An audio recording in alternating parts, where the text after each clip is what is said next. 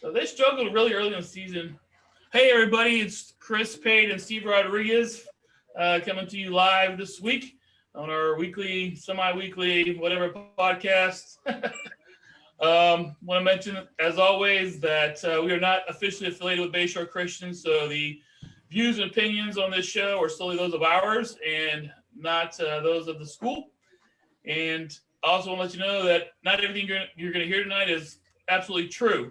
Some of it may be a little bit embellished and a few tall tales in there, but it's how these guys remember it. It's how we remember it, so that's really all that matters. So without further ado, I want to introduce our two guests this evening, two pre-Empire giants, stalwarts of the early years of Bayshore basketball, the icons of pre-Valdez. We have with us tonight from the class of 81, Reggie Sanford, and from the class of 82, Mary Brown's brother, Jim Brown. Guys, welcome to the show. Thanks for coming on tonight. All right. Thank you, Chris. Welcome, guys. Thank you for being here. And can't thank you enough. As Chris said, man, these are Bayshore icons. I mean, when you think the Brown family, Jim Brown, Joe Brown, Mary, you're talking about Bayshore history. And when you think of Reggie Sanford, you're talking about the original faith warrior in terms of basketball. So lots of guys that you're going to talk about, I'm sure your teammates and things like that. We're going to get right into it. And we'll start with you, Reggie. And the first question I got is, how did you end up at Bayshore? Were you there forever? I mean, did you arrive in high school? How did you end up at BCS? Well, that's really a good question. My family, we lived in Georgia, a small town called Cairo, Georgia. It's spelled like Cairo, Egypt, but the residents pronounce it Cairo, Georgia. And so when we moved to Tampa back in '76, my mother wanted to put us into a Christian school. Bayshore is literally maybe 5 blocks away from our house, just off MacDill. So I guess we drove by and she picked that school, and that's where I ended up. So I went to Bayshore in 8th grade, stayed through 12, graduated in 1981. That's awesome. There's a famous article, and we're going to turn to you, Jim, in just one second. There's a famous article in the Tribune that Chris Pate found. It was something to the effect of, had Reggie Sanford gone to Robinson his senior year, they'd have won the state title. It was almost like a recruiting article. So you were famous in South Tampa, not just at Bayshore. I mean, the whole community knew you. Jim Brown comes from the famous Brown family. And he's had a storied professional life, was part of I considered it one of the top 10 wins of all time when they beat Lakeland Christian 48-47. Jim, you too, tell us the story of how you ended up at Bayshore and your experience there. How'd that happen? Well, first off, thanks for you guys hosting this thing. It's fantastic to read the articles that you guys put on the Facebook page and all that. Really was just so cool to read that stuff. But to answer your question, so I've got an older brother, Joe, and Joe's a year older than I am. And so he was already at Bayshore. It was kind of the same thing. My mom, we had lived in Tampa my whole life, but my mother had somehow stumbled across Bayshore as a church, and then realized they had the school there as well. And so she got us enrolled over there. So really just kind of following my brother's path. And then my sister, 5 years behind me. So that's how I ended up over there. You are a former, and correct me if I'm wrong, but I think a former Tampa Police Department officer. You now work for the Justice Department. Reggie has a storied professional career we're going to ask him about as well.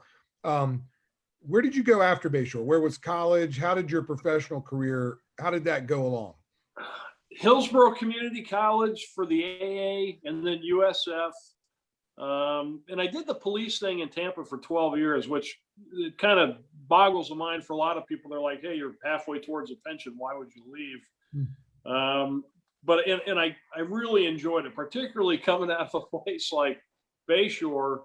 To me, and this is going to come out sounding kind of strange, but it was I didn't know anybody who robbed banks or got smacked in the head with a liquor bottle. It was all very interesting to me, right? It was like every night, whatever shift you happen to be working, but every shift was an adventure. I mean, it was really like, you can't make this stuff up. But, you know, after a while, you kind of mature a little bit. And, you know, I was just like, I wanted to have a bigger impact than the local area that I was working in. And I thought, you know, an agency like DEA, they're worldwide. So, you know, you can literally affect, you know, lots and lots and lots of people that are doing really bad things. And so that's what led to that. What part of the country are you in right now? Is it DC area? No, I'm actually not far from you. I'm in Atlanta. I'm in North Fulton County. We should go to lunch. Yeah, I'm in yeah, Atlanta. I know. Yeah. Very good. So I was up in DC up until about 6 months ago. But now that I'm winding up my career, I'll actually be retired at the end of this month. And because of COVID-19 and everything, we were working remotely. I went ahead and picked where I wanted to end up, and here I am in the Atlanta area. Very good. Very good. Thank you for sharing that. That's really great.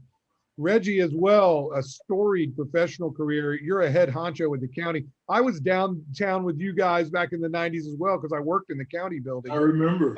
So I saw you there. You know, we'd go to open gym after graduation. Tell us about your career path, which, I mean, I think, you know, it was Eckerd. Did you play ball there? Tell the people that don't know your career story after Bayshore. Well, sure. And before I get to that, I just want to let everybody know when Jim was in school in the late 70s, I would see him with his book bag and he'd be reading these crime novels. And I always thought it was like the strangest thing. It's like, this guy's reading these crime novels. It's got these pictures, these gory pictures and all this stuff. So his interest in law enforcement went, you know, it really predated, you know, what you would think, I would say. Right. That's cool. Reggie, you've got a great memory. I know the book you're talking about. It's a book called Don Mclean's Illustrated Organized Crime. So it was like a real fat textbook, not textbook, but a real fat book on the mafia, basically, with a lot of photos of guys that have been murdered. You're right. And, yeah, it's funny. I was into that. I had always, to me, it was fascinating, that whole culture. Yeah. And the fact that somebody could organize it in a way that it wasn't just a random this and that, it was a business. So just, yeah, very interesting. Yeah. I think it worried my dad. I think he thought I'd be on the other side of it. I was wondering why you were reading it. Well, we're not on the other side, Jim. Yeah. But as far as my career path, I graduated from Bayshore, like I said, in 1981. I went to Eckerd College. In fact, one of my classmates at Bayshore, a guy by the name of Jeff Linton, we both went to Eckerd. He didn't play sports. He was on the soccer team at Bayshore, but when he got to Eckerd, he was a boating guy, so he didn't play sports. And so I left Eckerd and I graduated Eckerd in 1986. I worked for a short period for the county and children's services, but I still had that itch about playing basketball.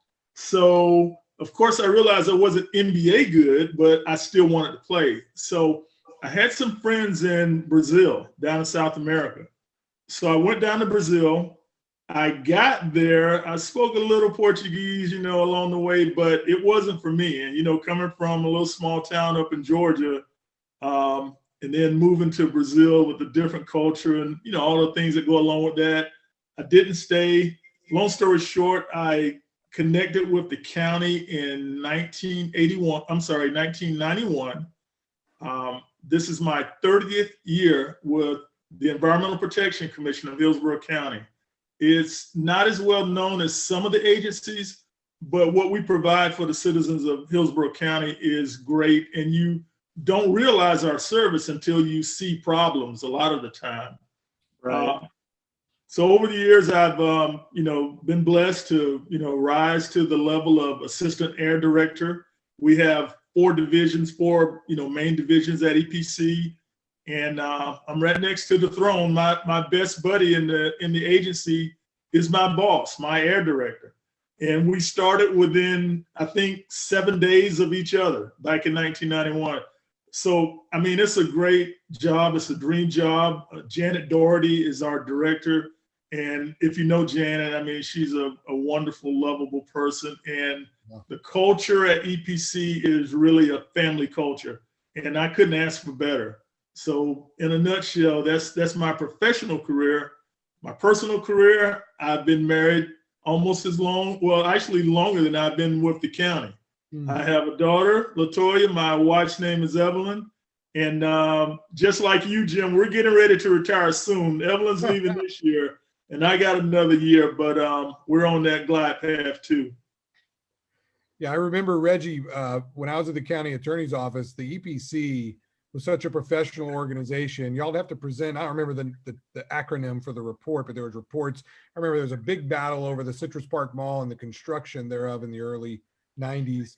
But you guys always balanced business interests with protecting the environment and what's best for the citizen. And y'all were the best at it. And I think I remember Janet Dougherty from way back then as well. So She really remembers you, Steve. She brought you up in conversation a few months ago. So yeah. That's really nice. I want to ask Chris Pate. Pate, do you remember playing with Reggie in open gyms during the summer or preseason or anything like that prior to the 87 run? Oh yeah, absolutely. I remember playing with Reggie in the gym and thinking, man, this guy's a beast. He was a lot more muscular than most of the basketball players those days. Remember back then, most of the basketball players were like really lean, and long and could run fast, but they're kind of could like fall over with the wind, And he was the first player I ever saw that like actually has a muscle on him. And I was like, wow, this guy's super strong. And so post up against him was not going to happen. But yeah, actually, I remember running a lot of games at Old Bayshore Ramey Arena. So it was a lot of fun. You mentioned Ramey Arena. I'm going to ask these guys. I think they played before maybe the gym was built. So we're going to turn back to Jim Brown and ask some questions. Jim, first off, give us a flavor for who the coaches were. You and I have talked about this before, and then I forget because we move on to other stuff. But there was Womble, is what I remember near the end, right before Herman came to Bayshore. There was Rudy Toth, seemed to be there, or Toth, seemed to be there for years. Give us some perspective, Jim, on the coaching staffs during that time while you were at school. Tell us, did y'all play before Ramey was built, where it was, those type of things? Yeah, so when I started going to school at Bayshore, it was 1976. Actually 75, the school year began, and Rudy Toth was the boys basketball coach for the varsity. And then I guess they might have had, it seemed like it was an interchanging cast of characters for the JV, boys team. But so Rudy was there right up until probably until 1979, 1980. Reggie will have some insight into that too. Yeah, that's about right. Yeah, and then I think he went to the public school system. Right. And he became, if I could interrupt real quick, I think he became a very famous girls coach at Robinson or somewhere in Hillsborough County. Right. If I'm correct. Sorry, Okay. Go ahead. I'm sorry. No, that's right. Yeah, so Rudy was the big influence as far as boys basketball coach and that kind of presence in your life in the beginning. And then I think after Rudy, they hired Reggie, you may remember this. This would have been your senior year. Right. A guy named John LaRocca. Yeah, that sounds right. He was there about 10 minutes. And I can still remember the practice. I remember that too. Do you remember? I So do. the gym has been built. We're in the new gym. We're trying not to mess up the floors with whatever shoes we have. And the school board people came in and they wanted to watch the practice, because you had Mr. Skeldon's son was on the team. I think Mr. Holt might have been there as well to watch Jeff and probably a couple others. And I'll never forget LaRocca walking over to them. They had a short conversation and then they shuffled out. LaRocca came back to us and he said something about, I hold closed practices. And when we went on about our thing, he was literally gone that night. That was the last time I ever saw the guy. That's right. The next morning, somebody's asking about, hey, does anybody know anybody who can coach? That was it, man. I forgot about that. You gave that story exactly just like it happened. Yeah. That's a classic to think about. That's a new one. Yeah. Well, and it's, sad. And I don't know what kind of coach he would have been. He may have been horrible. He may have been great. But the problem there, I think for a lot of those years was the turnover in those guys. Sure. So we end up getting Mike Womble, who was just somebody I knew, and Valdez knew Womble as well. And then Womble kind of, had us through that season. but he was a very young guy. I think Mike was probably 21, 22, if that. Yeah. So, but, and then the next guy, when I was a senior, they brought in a guy named Jerry Stacy. Okay. And Stacy was a good guy. I think Stacy could have built something, but he was only there that year because Valdez came in. And I don't know, what might have transpired, or if Stacy just decided he needed to go, closer to where he lived at or something. So he ended up working in the public school system too. Okay. So that's such interesting history to know. Do you remember, and then we'll turn to Reggie in a second, either one of you can answer this. Do you remember when Ramey was open? Was it 80, 81 or 81, 82? Like, what do you remember? What do you think? It was 80, I believe. I know it was open for my senior year, which was 80, 81. So it may have opened the end of 79 or the beginning of 80, somewhere in that time frame.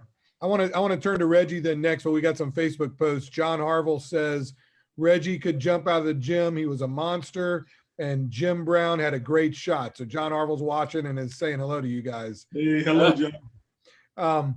So yeah, Reggie. So if it was there for your senior year, which is 80, 81, you said you played in the year before 79, 80. Where did y'all play before then? Sacred Heart downtown? I mean, where was it? No, but I tell you what happened. Well, let me give you a little bit of background. It's been a while since I've been out to the school, a number of years, but I believe the area that they called the Red Top, the space between the church and the gym, it used to be an asphalt court there. Wow. And at the end of the goal, if you're looking at the gym, let me see, if you're looking at it east-west, at the I guess the southern end, it was a big oak tree at that goal. Oh man. Yep. And I tell you, if you had a fast break or if you had a layup, you'll make the shot or whatever, and you come off that asphalt and you're right into some roots. I can't tell you how many times I used to twist my ankle on those roots where that big oak tree was. I never forget it. Yeah. That is some classic Bayshore history right there. Yeah. I didn't know that was true. Reggie, Oh, yeah, that's if you true. managed to get around that tree, you would have run into that old building they had. That There. old That was building. our little locker room, the alabaster box. That's right. They had a Coke machine in there, and the rest of it was a bunch of junk. Yeah. So, Yeah, that's to right. answer your question, Steve, what we used to do was play our home games at Mary Help Christian School. Very helpful. Okay. Yeah, so we would, we'd load up on the bus or whatever, and we drive, and really, most of the time it was in people's personal cars. It was like parents of the kids. It wasn't high tech, and we drive out to Mary Help, and that was our home. That was our home stadium, so to speak. Wow. Where is Mary Help in relation to Bayshore? I mean, I know of the school, but I don't remember what part of town. It's off of 50th Street, somewhere around like 50th and the I-4 interstate, I believe. Yeah, that's it. That's not close. I mean, It's not the close. game. That's funny. So, Reggie, we'll a few more questions, then we'll switch back to Jim. Tell us about some of your teammates that you had. I mean, there's some names that pop up all the time when we're looking at these box scores that we post with Otto Johnson, Larry Martin. Yeah. A lot of. I know that there's a Jeff Holt that was on the team. Tell us about some of your teammates and what those games were like with your friends, relationships, that sort of thing. Oh, okay. Well, Otto and Larry, it wasn't that many African Americans at Bayshore, as you would imagine, especially in the the late 70s. Otto and Larry, they were 2 years ahead of me. And when I first got to Bayshore, I actually played 1 year of JV, my 8th grade year. Jeff Holt, you mentioned, his father coached the JV team at that time. Back in those days, the way I look at it, we were all friends. Jeff, I mean, we used to go to the skating rink and, do a lot of things and stuff. And I tell you, tragically, Jeff passed away in the 80s, in the early part of the 80s. I think it was in 87, 86 or 87. And it's funny you bring his name up. I was thinking about Mr. Holt about 2 weeks ago. But Tim Ducker, one of the guys on the team, I believe Tim is a principal here in Hillsborough County, if not retired. He married Carla. I forget her last name, but it's Carla Duckenau, who was another student, back in those days. Steve Skeldon, his dad was a school superintendent. He was one of the two guys that Chris mentioned that this coach, John, whatever his last name was, LaRocca, he was one or two guys in the gym that made that nighttime decision to fire the coach. That's a classic story. But and then Joe, Joe Brown was my year, and of course Jim was the year behind him. But there were a lot of cool people. We did a lot of stuff outside of school. We would go places. Skating was a big deal back in those days. They had student parties and people would go over each other's houses. So it was pretty neat. I wouldn't trade those times, really for anything. That's really great. And you're understating, because I think that you were a homecoming king. I mean, you were beloved at Bayshore, and that's really neat to hear how you remember your friends from those teams as well. Yeah, I'll tell you the folks that I dealt with during that time, are really nice. You're right. I was homecoming king, but I tell you, we would have walkathons back in those days, and just do a lot of kid stuff, and it made the atmosphere and the environment so good. You didn't really think about the losing part of it. We didn't have great teams back during those years, and we didn't win very many games. It was during you guys' era, not Jim and my era, that the Bayshore dynasty and the banners and the district and the state games came along. But during my time, it was a whole lot of losing. But we made the most of it. And let me get this in, and I'll let it go. But I enjoyed soccer, not equally as much as basketball, but I liked it.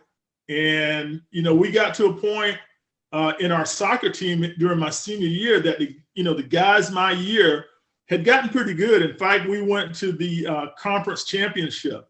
Oh, wow. So Joe Kelly was our goalie. He's another one of the local guys. His dad used to work at Jim Walters. But wow, the soccer team had got a little bit farther than the basketball teams did. Well, I think there's something in that yearbook, that 81 yearbook. Y'all upset somebody good in soccer. I think it was Northside Christian maybe, but I had a header in that game that sent us to the conference championships. I like I said, I really love soccer. It was a good sport. They wanted me to play when I got to Erica, but it's not enough time in the day I'm not Dion, but it's not enough time in the day to do two sports. Right. That's so good. Thank you so much for that, Reggie. Jim, tell us about your experience. One of the guys on your team was Kevin Clifford, who Coach Valdez and John Harville mentioned. He was behind you, right? But he did play with you, and he was actually, when Valdez brought in his original crew, was like their leading scorer for half the season. So he clearly was a good ball player. Tell us about Reggie's laughing, so I think there's a story coming. Well, I know Kevin. Tell us about your teammates and your experience. We're going to get to like favorite games, heartbreak. We're going to talk about all of that. Tell us about your teammates and your playing time experience with your friends. Okay. Well, pretty formative for me was that when Reggie was a senior, that team had Reggie, Jeff Holt, and I'm trying to think, Reggie, help me out. Did Tim Ducker maybe start some of those games? Yeah, he started some of those games. You started some of those games. Joe, your brother Joe. Yeah. Mark Fordham, some? Mark Fordham, some. No, well, you know what? I think he played JV because he wanted to get more touches on the ball. Okay. Yeah. Right. But yeah, like Reggie said, just, a lot of that started out with that particular era. A lot of that stuff started out being on the blacktop, and we would have practices, and I'm going to mix years up here, but some years down at the YMCA downtown. Yeah. Don't know if that place even exists anymore, because it was pretty old. It was the kind of place you walk in and it was a YMCA. There'd be some dude walking by, the front desk with a towel on. And as these teenagers are walking in to find the court floor, smelling all the Bengay, all the whatever, And but it was a neat place to practice. But if I remember that right, maybe I'm confusing it with Sacred Heart. But if you remember, Sacred Heart also if you did a layup that like the wall was right there. Oh yeah. Maybe the YMCA was the same way, but not a whole lot of extra space if you were running. That's right. And Reggie, you remember going down to Skyway, the outdoor park? Oh yeah, that's right. Wow. Yeah, down there practicing under Rudy. But a lot of stuff right there on that blacktop too. Just a lot of pickup games and just a lot of great memories from that place. But maybe Reggie knows, is that YMCA in downtown Tampa still open, still there? No, they tore it down. It's been, they probably tore it down in the early 90s. It's been going for a while. It was an old building. And then the new YMCA is, I can't remember the street, but they tore down the old one and it looked old too. It was old rickety, kind of place. Yeah. Jim, back to you. And I want to go directly to, it was on my top 10 list. Chris, I think, excluded it, so you could be mad at him.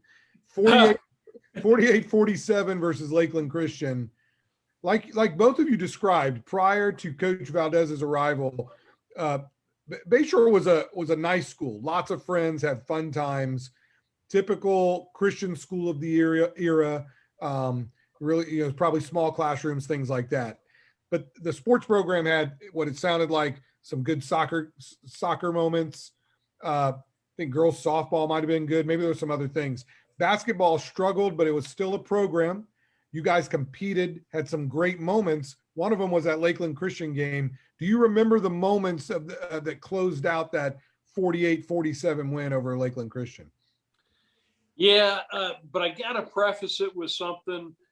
And Reggie may remember this, but the great thing about basketball is you played most teams twice, away game and a home game. So we had gone out to Lakeland and, they were a fantastic team. They just about broke the clock on us. And I think the score was something like 96 or 98 to, something in the 40s. 98. So do you remember that game, Reggie? I don't remember, but I looked it up. It was 98-49. They heard us. There you go. They were trying to break the clock, and it was one of those things where you're looking around and some of your teammates are just panicking because, it was just a beat down, right? So, they're going to have to come to our gym. And in my head, I remember thinking, not like, we're going to get stomped again. I don't even want to be there. I remember thinking, wrongly or rightly, if I have to hurt somebody, it's not going to be the same score, and you can let your mind wander with what that means. But it just had pissed me off so bad that they were going to come into our gym and it was going to be anything like that. So, I was hoping maybe we'd have a 10 or 15 point gap, but it wouldn't be the beat down. Right. But somehow it was one of those games where we just came together and there's no doubt they were the better team. They had bigger players, guys had better touches, whatever you want to say. Yeah. But somehow that whole game we stayed neck and neck, and it got down to the last minute, 30 seconds, whatever it was, and we came out on top. Wow. And it wasn't home cooking. It was just we had stayed with them, and somehow they didn't play to the level they should have. Maybe they came into it thinking this is going to be another cakewalk, and it just wasn't, Wasn't there, though, there was a technical free throw. It was either you or your brother that had to make the free throw to give us the margin of the victory. It was right at the end of the game. We were down 2 points. There's maybe 10 seconds left on the clock. I remember inbounding the ball. I would say to Steve Skeldon. Skeldon passed it to Ducker, and then Ducker threw it to me. I took a shot because the clock was winding down. It goes in somehow, and it tied the game. And so there's 3 seconds, 4 seconds, whatever on the clock. And Reggie, if you remember differently, let me know. No, actually, you're doing a really good job of this. Okay. And so they were a very sharp team. Somebody calls timeout with 3 seconds, something like that to go, knowing that it'll move the ball from underneath the basket to the half court line, if I'm remembering right, to inbound it. So they go over to their huddle on the sidelines for the timeout, and I didn't hear it, but what I'm thinking must have happened is because their coach was livid, right, that they were even in this predicament. He must have cursed, Oh, And yeah. all next thing I know, I hear the whistle and I see the signal for the technical called on the coach. So he had to have said something that the refs heard. So now we're going to get free throws, right? So for whatever reason, Womble said, "Hey, you take the shot." So I go to the line. I'm probably at best was like maybe a 60% free throw shooter. But so I go to the line. The first one's a brick. I look over at the sideline and Womble's looking at me like, "Oh, what's going on, kid? Come on." And but then the next one goes in. So now we're up by 1 point and we've got the ball. But to show how good these guys were, somehow as we brought it in, it goes off somebody's leg. They get the ball back, and they. If you remember the end of that game, Reggie, they almost won. But their plan was from the half court line where they ended up getting the ball back. The guy takes the ball and he passes it in off the backboard. So a long throw, pass, whatever you want to call it. And of course, the clock wouldn't start till somebody touched it. So one of their guys gets the rebound, does a jumper from somewhere between the free throw line and the top of the key, and thank God it missed. And that was the game.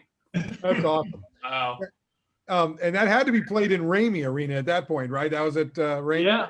Yeah. That's right. awesome. That's really great. Reggie, what is your fondest memory or win that you can remember? Individual performance, Bayshore victory. What do you remember the most in terms of a great moment? Well, let me just start by saying that was a breakout game we're calling him Jim. Back in those days, I called him James. So that was a breakout game for James. He really showed out that game. For me, it's kind of hard to just picture one game because, my time was work.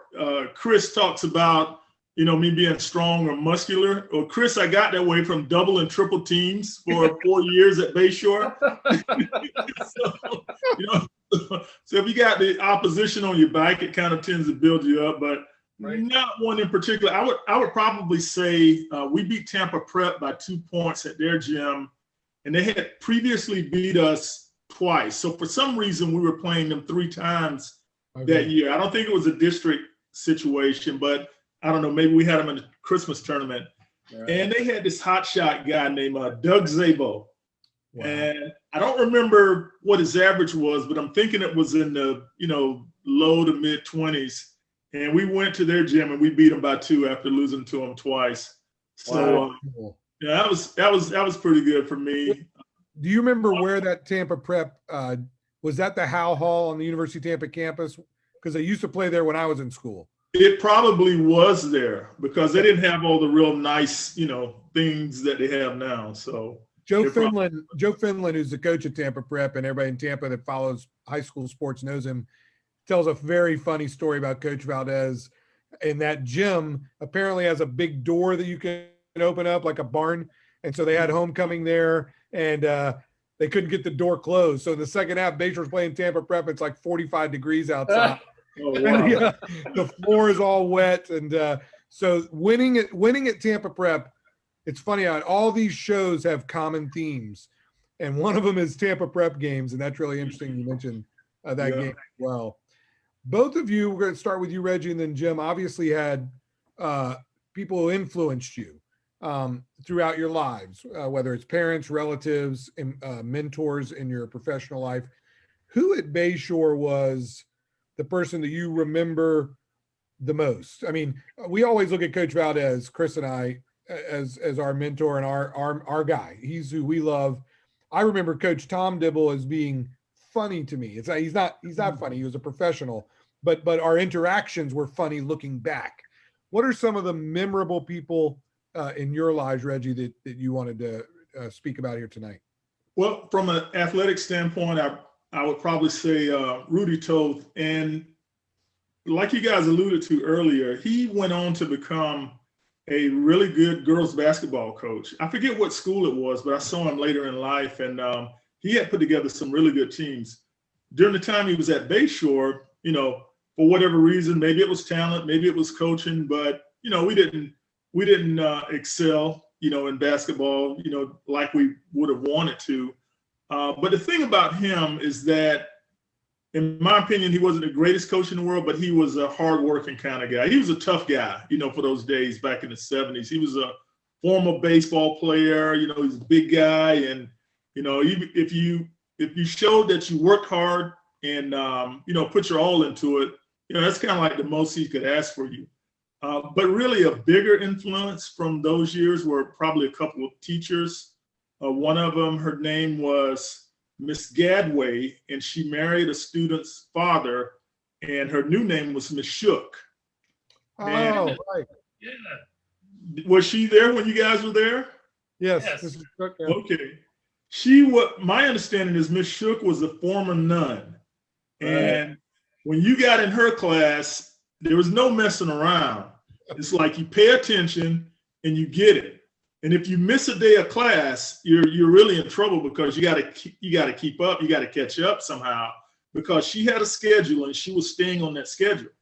And toward the end of class, she would go through these mathematical mind games. She would say, well, think of a number, add this, subtract this, whatever, and then she'd tell you what the number was. But the things that I learned from her from an educational side really have helped me, in my studies as I, kind of moved on past Bayshore. And then the other person that, I would probably say influenced me was a teacher by the name, her last name was Kinney, Miss Kinney.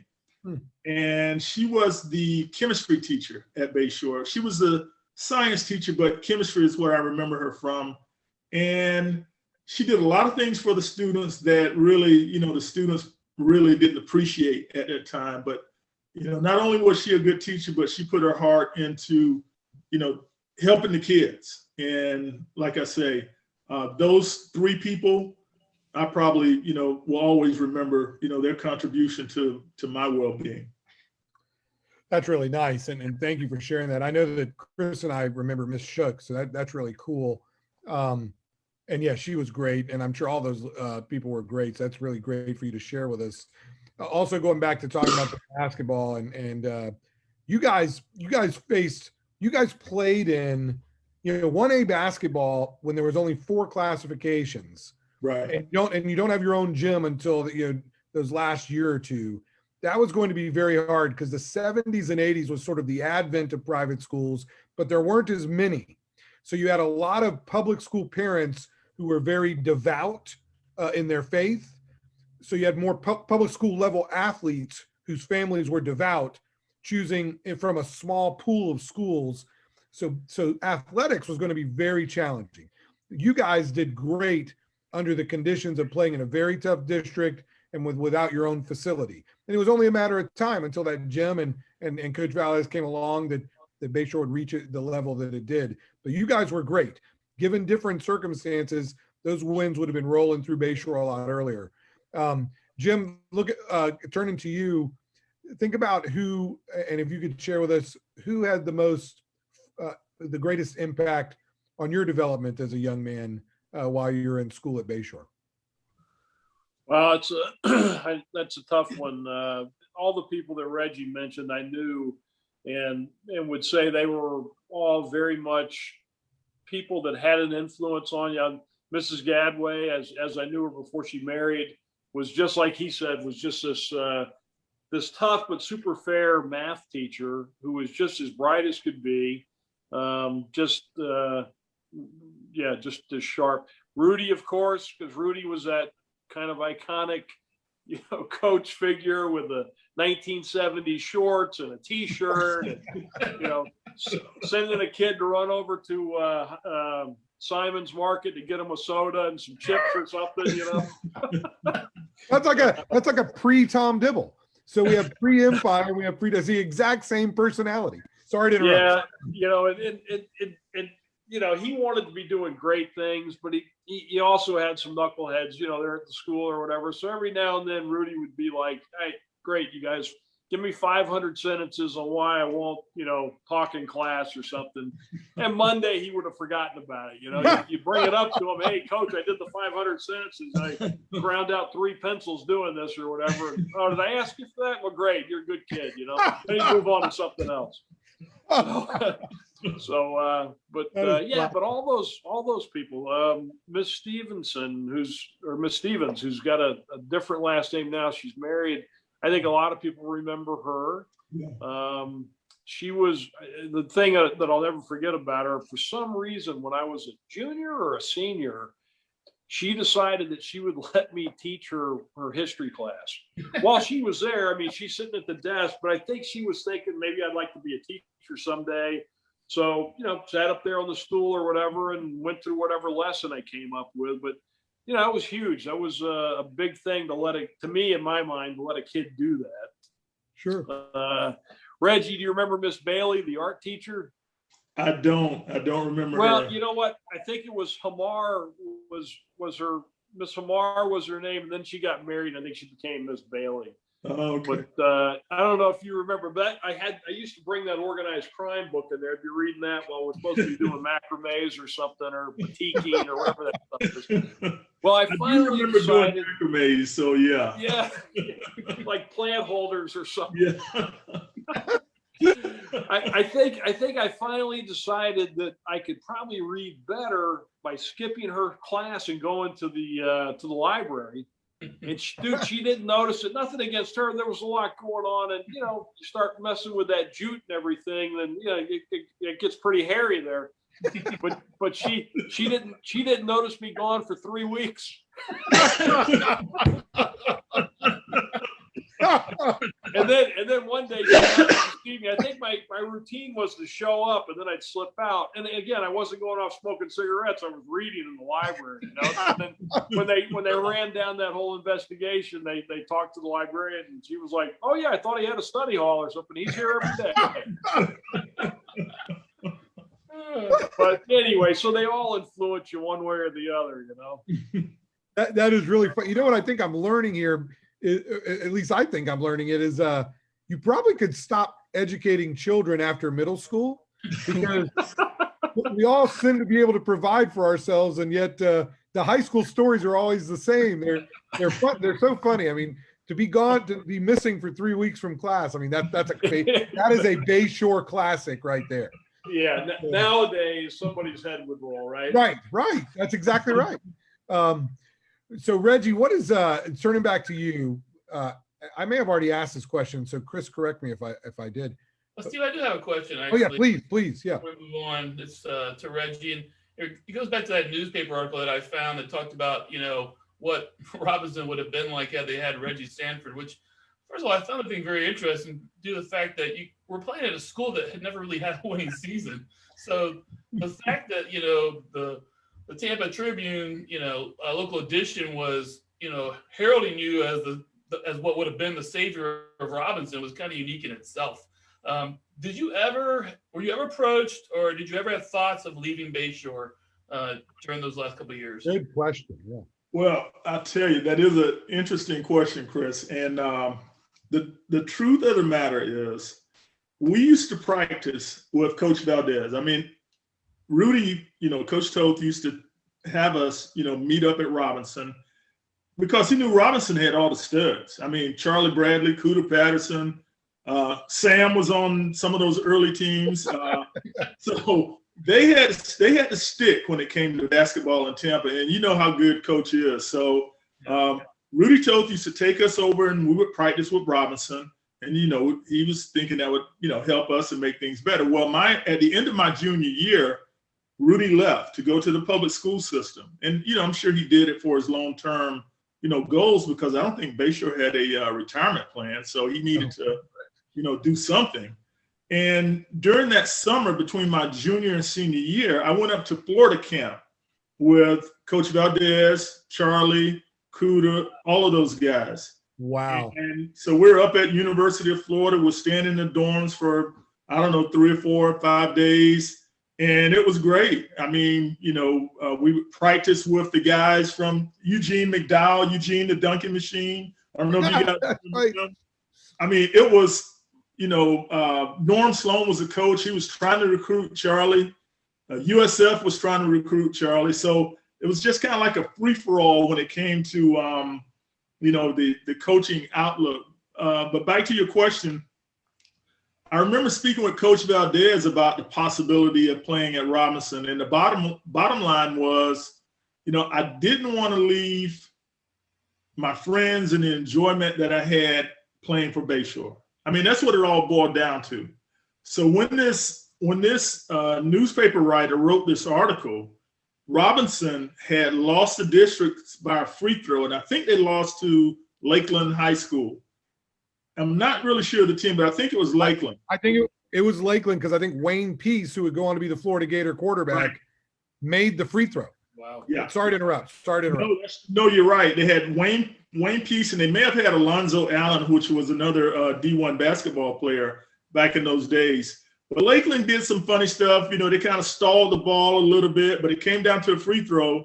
And so Lakeland won that game. And so I think in the reporter's mind, he's saying, well, hey, if Robinson would have added this extra piece, this added addition to their team, maybe they would have got over the hump. Maybe they would have won the state tournament. Because if you remember, if you recall reading, Coach Valdez went up to the state tournament in 75, I think it was, against Darryl Dawkins and two other big guys. So at that time, Coach Valdez had never won a state tournament. So the writer was trying to, insinuate that if I were on the team, maybe they could have gotten over the hump. So I did consider it briefly, but I enjoyed, the student athlete life at Bayshore, to be honest. Chris, you have a follow-up to that? No, that was it.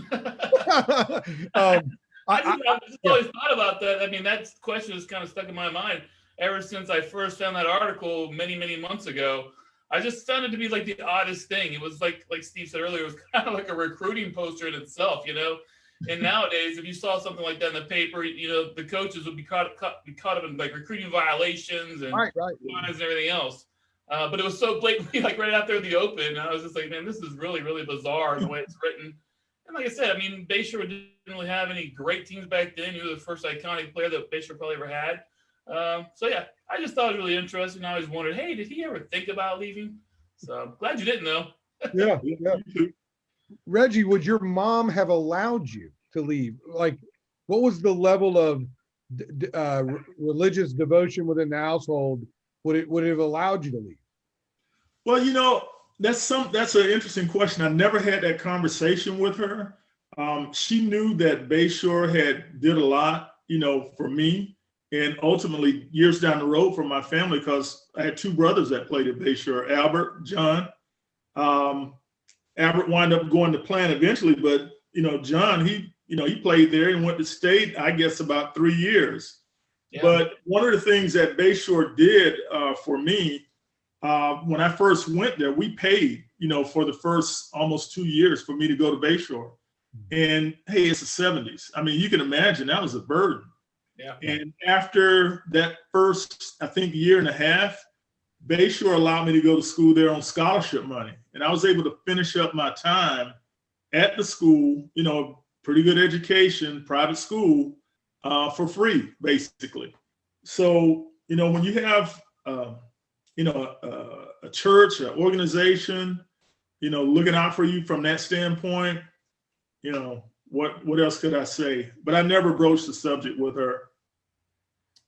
Very interesting. Thank you for sharing that. And that's another common theme, is that Bayshore has touched, all of our lives in such a positive way, and in all very different ways.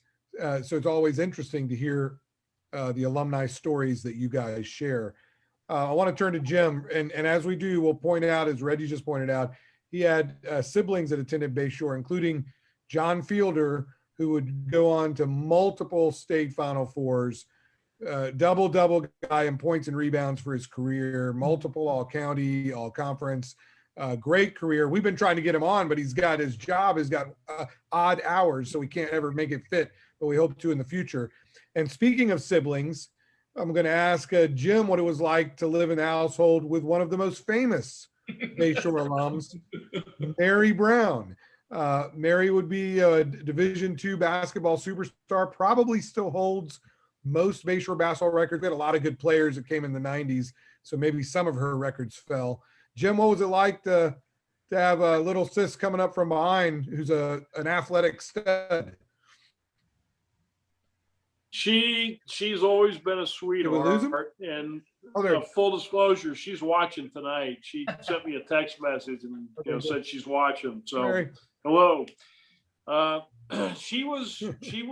I don't think she had a lot of choice about sports. She's got 5 older brothers, so she just kind of grew up, playing whatever we were playing. She always wanted to be outside. She didn't want to be inside, fixing dinner with mom or anything like that.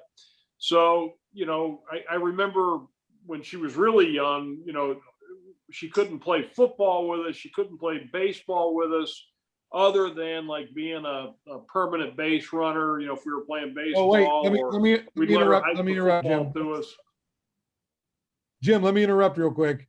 Mary is online on the Facebook page, and she says, "Be nice, big bro. Be nice."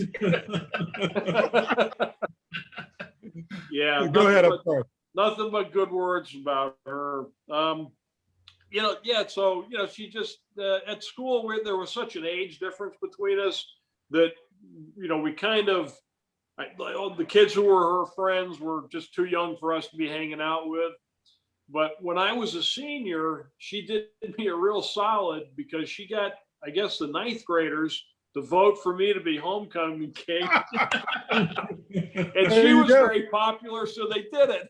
That's the way to do it right there. Very good. Keep it in the family. So, yeah. Anyway, no, she's always been, just a real good athlete and a super nice person. She's a coach now in the county school system, and right? She loves the kids, loves to play ball, all that. That's really good. So going to ask, I'm almost through all of my questions. We're going to let you guys sort of fill in from here. Looking back, what would you have done differently with your basketball career? We've heard great stories tonight about friendships, about your professional lives after Bayshore. Very clearly, Bayshore's had an impact on the city of Tampa. We've got you here, and we're almost wrapped up. What do you look back and remember that maybe should have been done differently? Could you have practiced more? Should the team have played a better out of conference schedule? What do you think should have been done different? I don't know that we've ever asked that question. What do you think, Jim? First off, I would have been a much better left-handed dribbler. Looking back, that was always my weak point, was being able to go to the support hand, if you will. But more practice. But a lot of us were also doing things like working part-time jobs. So practiced when you could, and you had to do other stuff too. But I think I would have just put more time in the gym. One thing that always helped me when I was playing, when I was younger like that, was to go find better competition. In fact, the best thing that I ever did was, having played in the Tampa Pee Wee Football League, somehow one season that threw me off on the basketball season, because it kind of ran over. And so I ended up having to find another place to play basketball in the fall. And that was at the Boys Club off South Manhattan. Wow. And I played with kids over there that I was only there. I was only on that team because they needed a 12th person to fill out the team, so they'd have enough people to practice with, right? There was no way I was ever playing. I might spend 2 minutes in a game or something, but we played kids from Ybor City, just wherever they had a boys club at, and the competition was just incredible. So again, I was able to soak up a lot of that. But when I came back to play in the next year at Bayshore, I was an animal. Everything was for keeps, man. Particularly when we were playing people. I can remember us playing Tampa Prep. Reggie alluded to them. This was after Zabo, but probably when I was a junior, Reggie was a senior, and me and some kid from Prep are scrapping for a loose ball, and it almost came to blows. And I remember, I remember a guy too. What's that? We almost lost you. You're back. I remember. Yeah, I remember a guy named Robbie Toon that was sitting up at the end of Ramey Arena where the band stage was on the south end of it. So me and this kid prep were stepping for ball. I remember Robbie standing up and saying, kick his ass, Jim. In the middle of the game, right? You know, I'll never forget that. But anyway, Oh man. kind of playing with the boys club just kind of engendered that whole, this is for keeps. You know, you're playing. If you're gonna play your heart out. Not this, you know, sissy 1A private school stuff. So Right. You know. Anyway. That is great. And once again, another common theme that runs from the beginning of the school's history through past Coach Valdez into the 90s, into the 2000s, is that Bayshore guys, West Tampa, South Tampa, whatever it is, they're going to fight you to the end, win or lose. They're going to fight you to the end. They're going to give everything they have. That's really great. Turning back to you, Reggie, any regrets? Should I have gone to Robinson? Could we have played more in the off season? Could I have talked my 6'10" friend down the street to come to my school? Like anything that you remember that should have gone a different way, or did it all go as it should? Well, let me start by saying this. There was something about James/Jim that I forgot, and he just reminded me of it. He said he had played football and it kind of toughened him up. We played football in what is now probably student parking or something, you know, at Bayshore. Wow. And James was going out for a pass and he hit a telephone pole. Oh, yeah. And when he hit that pole, they called emergency to get him and take him to the hospital. And because of that accident, and correct me if I'm wrong, James, that's when they realized you had one kidney, right?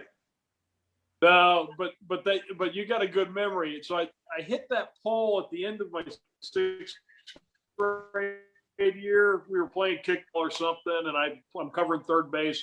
I hit the pole and I'm knocked out, clean out. About 3 years later, I was playing football, just backyard football, and a much larger cousin tackled me, caught me in the kidney and bruised it, so I'm urinating blood. And so they took me to the hospital. Had to spend about a week there. But while I was there at the hospital, they realized that I had one kidney. Yeah, and we were calling you Super Kidney. I don't know if you remember. Yeah. We were calling you Super Kidney at that time. And I remember when we played, you used to wear a pad over your kidney. I guess the bruised kidney. And that was the whole thing too, because my mother, after that happened, she was like, I don't even want to let you play tennis, much less contact sport, right? So I convinced her that if I had this pad on, that my kidney would be protected, and she went with it. So, but that was all public relations to get my mother to sign the release. Oh, okay. Kind of like having a fake cast on, right? These are some classic stories. These are some classic Bayshore stories that are coming out tonight. Back to you, Reggie. Anything that should have gone different, or did it all go as it should? Well, one last thing before I answer the question. I just want to say hello to Mary. I remember Mary as being a very nice person and a really good athlete, even though she was several years behind me. So hello, Mary, and I'm glad you're doing well. To answer your question specifically, Steve, as far as basketball goes, my answer is kind of like Jim's. It's like, I could have worked on fundamentals. I could have did things to make myself a better basketball player. Back in those days, you just kind of rolled out the ball, and whatever skill you had, that's what you did. You just made the most of it. So there's some things I could have did along those lines that would have helped me out. But as far as, going to the school, I don't think I regret, anything, not really, because it takes all life experiences to, ultimately make you who you are. And I'm more of a kind of a person that kind of looks forward. It comes with age, kind of enjoying the moment. Oh, yeah. And I think those years, kind of helped mold me in a way. And, spiritually, the things, I'm assuming you all had to go to Bible class every Monday. We all had a Bible hour that we had to go to. It did not stick during that time, I can tell you. But in 1992, that's when it stuck.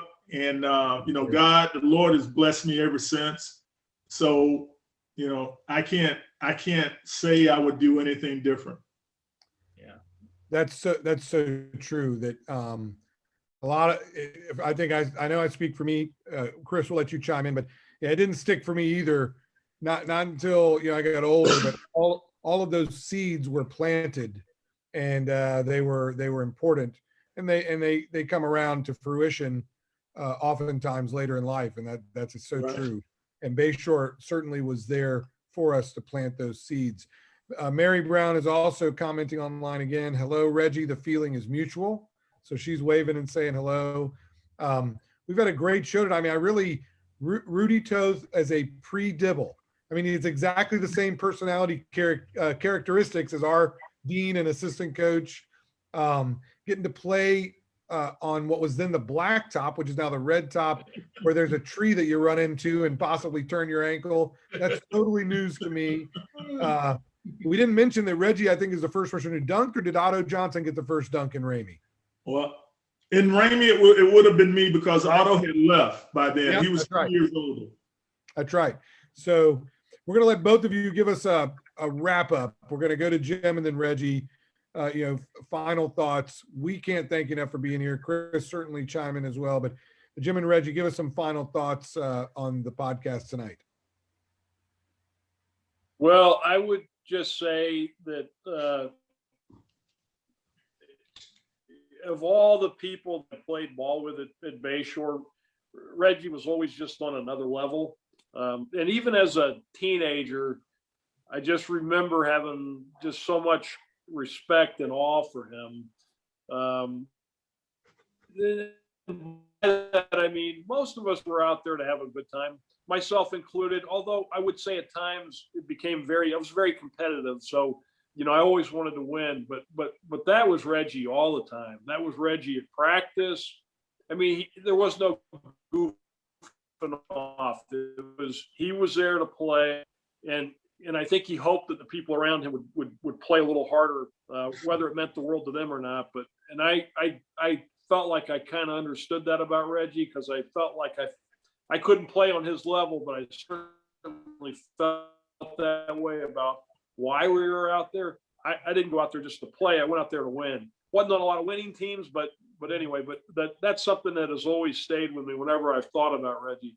It's why when I saw him, I don't know, Reggie, when that was, probably mid-90s or something, there by the Ice Palace, and they gave you a big hug. Yeah. Because when I saw you, that's what came back to my mind was, here's this guy that got it the way I did, was a much better player, but we were on the same wavelength. We went out there, wanted to win the game. It wasn't about going and having a Coke after the game or whatever, I wanted to win, and I knew you wanted that too, and that meant a lot to me. That's so awesome, and thank you for sharing that, Jim. I got a couple of Facebooks before we let Reggie have the final word. One is from John Harville, says that is Bayshore for sure, and he was saying that when we were talking about Jim scrapping for that ball against Tampa Prep. And then John J.D. Edwards, one of the Mount Rushmores in Bayshore history, says, I looked up to these two guys. They were the ones that came before me. Hope everyone is well. These two guys represented Bayshore beautifully. So JD is chiming in with his love and respect for you guys, and that's really great to hear. Reggie, your final thoughts on this evening's show. Please share it with the audience. Okay. Well, first off, let me just say that, I wound up playing varsity, I think 1 year with Jim. It may have been 2. And one thing that I remember about him, because Joe and I were closer friends than Jim. Jim was a year behind, a year younger than Joe. But what I always remembered about Jim is that he was a more serious-minded person than your average kid. So when I realized that he was going to be on the podcast with me, I saw Jim Brown. I wonder if that's James Brown, because that's what I refer to him as. But we were talking before the show started, and he was telling me about his law enforcement career, and I got to tell you and everybody, it does not surprise me that he has excelled, the way he has in making a hard decision to leave TPD, to go work for DEA, and then excelled at DEA, and now he's literally on the verge of retirement, having had a great career in law enforcement. It does not surprise me that he has excelled.